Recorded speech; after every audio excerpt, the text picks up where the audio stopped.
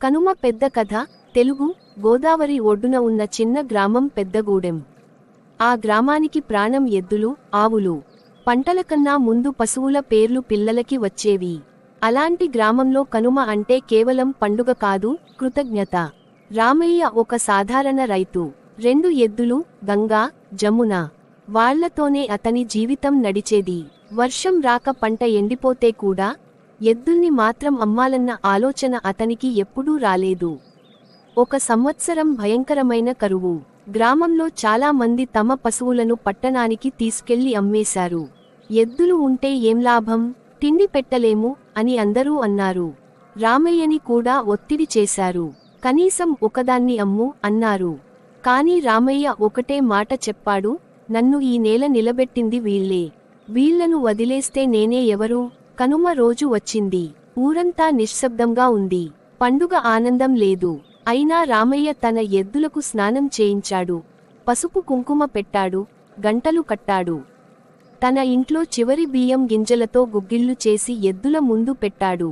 అతని కొడుకు ప్రశ్నించాడు, నాన్నా, మనకు రేపు తిండి ఎలా? రామయ్య నవ్వి చెప్పాడు, మన కష్టాన్ని చూసే భగవంతుడు ఉన్నాడు. కాని మన కృతజ్ఞతను చూసేది మన మనసే. ఆ రాత్రే గాలి మారింది. 3 రోజులకి వాన మొదలైంది. ఎండిపోయిన పొలాల్లో పచ్చ మొలకలు వచ్చాయి. వర్షం తగ్గిన తర్వాత పనికి వచ్చిన ఎద్దులు గంగా, జమునే. తరువాతి పంట కాలంలో రామయ్య పొలం ఊర్లోనే బెస్ట్ అయింది. పశువులు అమ్మిన వాళ్లు పని కోసం అతని దగ్గరికి వచ్చారు.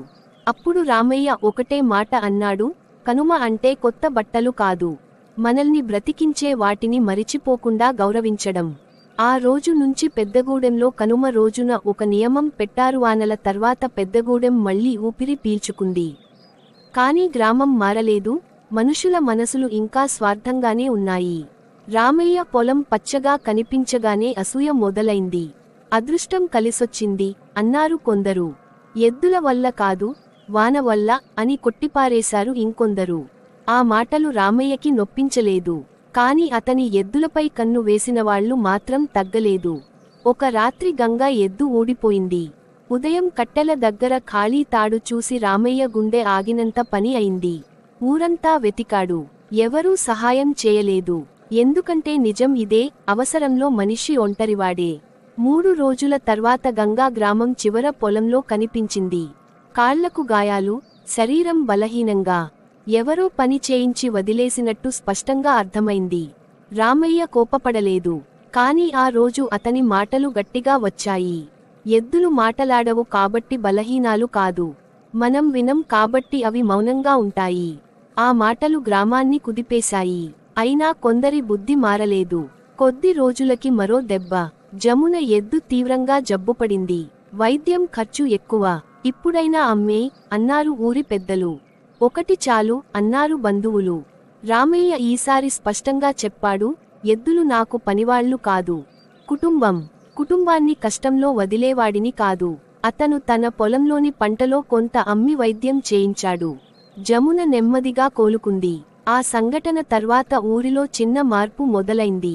పిల్లలు పశువుల దగ్గరికి రావడం, వాటికి నీళ్లు పెట్టడం మొదలుపెట్టారు. ఒక రైతు తన ఆవును అమ్మకుండా ఉంచుకున్నాడు. ఇంకొకడు పశువులకు ప్రత్యేక షెడ్ కట్టాడు. కనుమ మళ్లీ వచ్చింది. ఈసారి ఊరంతా రంగులతో నిండింది.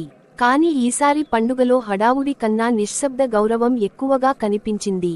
రామయ్య ఎద్దుల కాళ్లకు పూల మాలలు వేసి చెప్పాడు, మనకు జీవితం నేర్పించేది మాటలు కాదు, సహనం. గ్రామం అర్థం చేసుకోవడం మొదలుపెట్టింది. కాని ఇంకా ఒక పెద్ద